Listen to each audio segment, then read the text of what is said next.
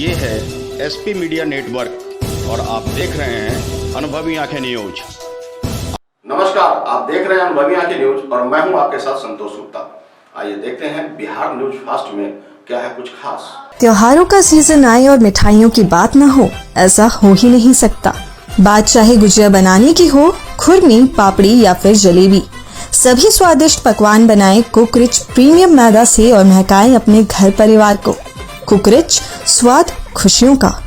एक सप्ताह में अगर थाना नहीं खुलेगा, उसकी गिरफ्तारी नहीं होगी, तो एक हफ्ते बाद हम लोग मुख्यमंत्री आवास का भी घेराव करेंगे। बिहार विधानसभा नेता प्रतिपक्ष तेजस्वी यादव ने खुलेआम सुशासन बाबू को चेतावनी दे डाली है। उन्होंने कहा कि मंत्री राम सूरत राय के भाई की गिरफ्तारी नहीं हुई तो सीएम आवास का हम घेराव करेंगे।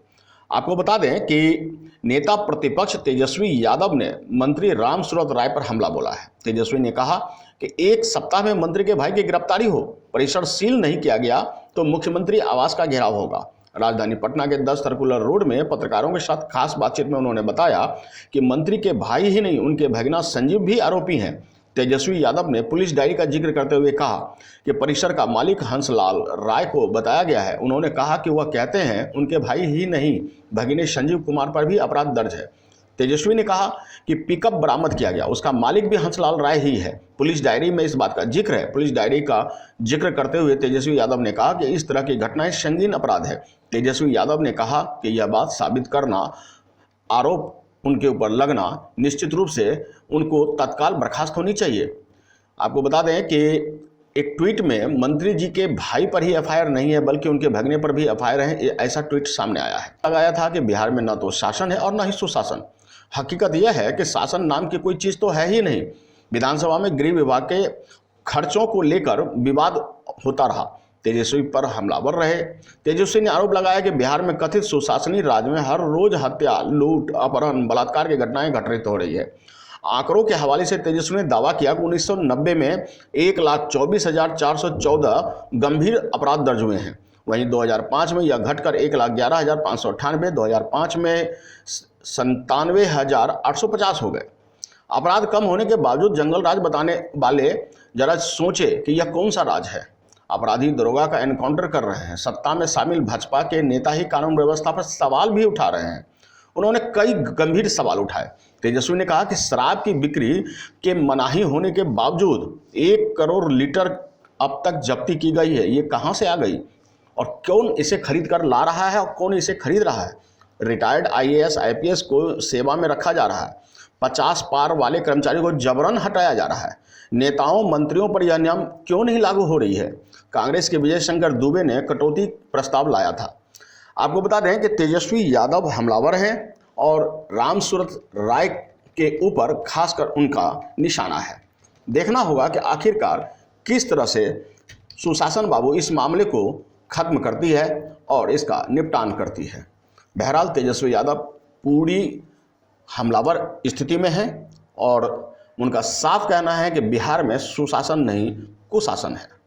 पिछली बार जब हम लोगों ने प्रेस कॉन्फ्रेंस किया था, उस प्रेस कॉन्फ्रेंस में आप सब लोगों को पता होगा कि अमरेंद्र कुमार के जो भाई थे वो हम लोगों के साथ थे। पूरी घटनाक्रम को उन्होंने आप लोगों के सामने रखा और आप लोगों के सामने घटनाक्रम रखने के बाद जो है, मंत्री जी के जो भतीजे हैं वो उनके घर पे जाते हैं और उनके घर पे बूढ़े माँ बाप वो रहते हैं, वहाँ उनको धमकी दी गई। हमको सूचना तुरंत अमरेंद्र के भाई ने दिया और हमने वहाँ तात्कालीन ही उस समय वहाँ मुजफ्फरपुर के SP से इस घटना का जिक्र किया और सुरक्षा प्रदान करने की मांग की। पिछले प्रेस कॉन्फ्रेंस में भी हमने कहा था कि सुरक्षा दी जाए, कुछ भी हो सकता है। और आप हिम्मत देख सकते हैं कि प्रेस कॉन्फ्रेंस करने के बाद भी उसी वक्त उसके भतीजे मंत्री के पास पहुंचते हैं और धमकाने का काम करते हैं। शुरू के दौर में अगर देखा जाए, जब इल्ज़ाम लग रहा था मंत्री जी पर, तो मंत्री जी ये कहते थे कि मेरा भाई से 10 साल से कोई रिश्ता नहीं है, ना मिलना है और ना ही स्कूल के बारे में वो जब बात कहते थे तो कहते थे कि स्कूल का जो है एग्रीमेंट हो रखा है। जब पिछली बार हमने प्रेस कॉन्फ्रेंस करके ये बताया, ज़मीन उनके भाई के नाम पे है, स्कूल का नाम उनके पिता के नाम पे है, व्यवस्थापक जो हैं उनके भाई हैं और संस्थापक जो हैं मंत्री जी खुद हैं। वो बोर्ड की पिक्चर भी हमने आप लोगों को दिखाई थी। उस प्रेस कॉन्फ्रेंस के बाद मंत्री जी ने कबूल किया कि हाँ, ज़मीन उन्हीं के भाई की है जो कि बंटवारा हो गया था। उन्होंने ये स्वीकार किया, जो अब तक कहते थे कि स्कूल जो है उनका नहीं है, उनके भाई की नहीं है, उन्होंने स्वीकार किया कि स्कूल जो है उन्हीं की भाई की है। और आप देख सकते हैं कि लगातार मंत्री ने हम सब लोगों को, आपको, बिहार की जनता को गुमराह करने का काम किया। ये घटना जो है 8-9 नवंबर की 2020 की बात है और हम लोग लगातार ये कहते रहे हैं कि जब सब कुछ स्पष्ट हो चुका है कि मंत्री का भाई का ज़मीन है, उसी का परिसर है, स्कूल उन्हीं का है, तो अब तक मंत्री जी के भाई की गिरफ्तारी क्यों नहीं हुई?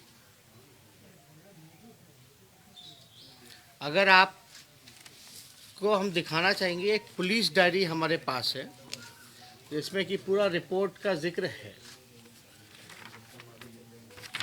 इस पुलिस डायरी में स्पष्ट लिखा है कि परिसर के मालिक जो हैं हंसलाल राय, साफ तौर पे लिखा है। और एक सूचना और देना चाहेंगे, लोग खानदान की बात करते हैं लेकिन हम इतनी ओछी बात और निचले स्तर पे जाकर के ये बातें नहीं करेंगे। आप देखिएगा, एक जानकारी, इनके भाई जो हैं उन पर एफआईआर ही नहीं है, बल्कि मंत्री जी के जो भगिने हैं उन पर भी एफआईआर, और ये पुलिस डायरी में बाकायदा जो है मेंशन है। उनके भगिने का नाम हुआ संजीत कुमार। साफ तौर पे यहाँ पुलिस डायरी में संजीत कुमार जी का नाम भी जिक्र है, जो कि मंत्री जी के भगिने हैं। इसमें एक और जानकारी हम आप लोगों को देना चाहेंगे, कि जो गाड़ियां बरामद हुई उस परिसर में से पिकअप वैन एक बरामद किया गया। वो पिकअप वैन नंबर जो है हम आप लोगों के समक्ष रखना चाहते हैं। परिसर मालिक हंसलाल राय, पिकअप नंबर BR06119996, मालिक हंसलाल राय।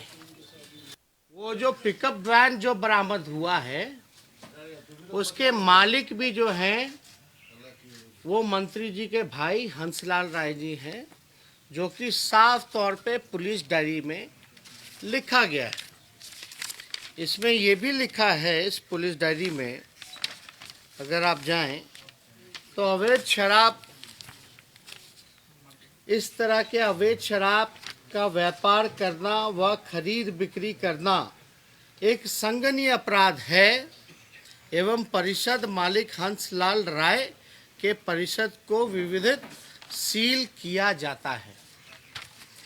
ये पुलिस डायरी में है, यानी पुलिस कह रही है, हम नहीं कह रहे हैं।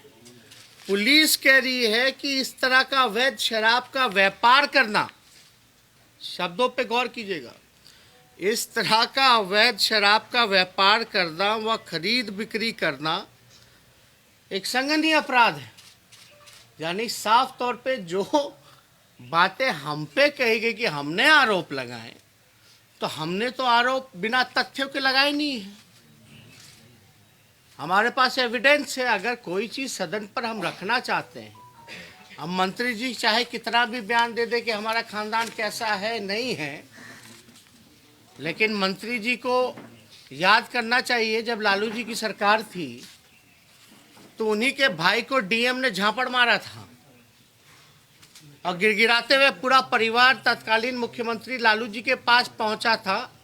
उस समय डीएम का ट्रांसफर भी करना पड़ा था। इनके भाई संलिप्त हैं। पुलिस कह रही है कि शराब की बिक्री कराते हैं, तस्करी कराते हैं। पिकअप वैन जो है इनके भाई का पकड़ाता है, इनके परिसर से पकड़ाता है। इसमें हम लोगों ने जैसा आपको बताया कि एक हफ्ते में अगर उनके परिसर में थाना नहीं खुलता है और 1 अप्रैल तक अगर गिरफ्तारी नहीं होती है तो हम लोग एक हफ्ते बाद जो है, एक सप्ताह में अगर थाना नहीं खुलेगा, उसकी गिरफ्तारी नहीं होगी तो एक हफ्ते बाद हम लोग मुख्यमंत्री आवास का भी घेराव करेंगे। तो आज के लिए इतना ही। हमारे साथ बने रहिए और खुद को रखें अपडेट। तो देखते रहें अनुभवी आंखें न्यूज। और हाँ, पढ़िए भी अनुभवी आंखें अखबार। हमारे वॉलंटियर सदस्य बनिए और आधार कार्ड, वोटर कार्ड की फोटो कॉपी भेजते हुए हमें इस नंबर पर कॉल कीजिए 8826227802। लाइक और सब्सक्राइब करना ना भूलें दोस्तों।